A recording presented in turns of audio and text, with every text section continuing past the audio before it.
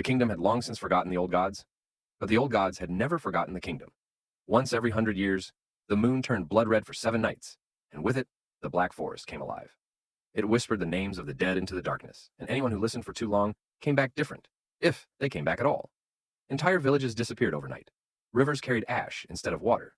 Those who returned wore hollow expressions and smiles that seemed just a little too wide. Even so, people still ventured into the forest, driven by grief, desperation, or hope.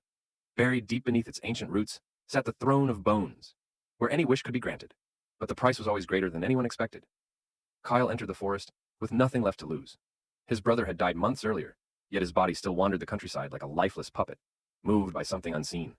The only weapon capable of ending the curse was a sword that demanded memories instead of blood. Every battle Kale survived cost him another piece of himself. Faces he once loved became unfamiliar. Childhood memories faded until they felt like someone else's life. Even the sound of his mother's voice slowly disappeared from his mind. As he journeyed deeper into the darkness, he realized the creatures hunting him weren't interested in killing him. They wanted his memories. They stole identities, wore them like masks, and became almost impossible to tell apart from the people they had once consumed.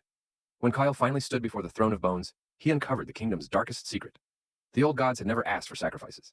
It was humanity that had willingly traded souls for comfort and peace, blaming monsters and forgotten gods for its own greed. The throne offered Kale one final choice: end the cycle forever by becoming the new guardian of the forest. It would save countless lives, but it would also strip away what little remained of the man he had been. As the crimson moon faded and dawn broke over the trees, the kingdom rejoiced, believing the nightmare had finally ended.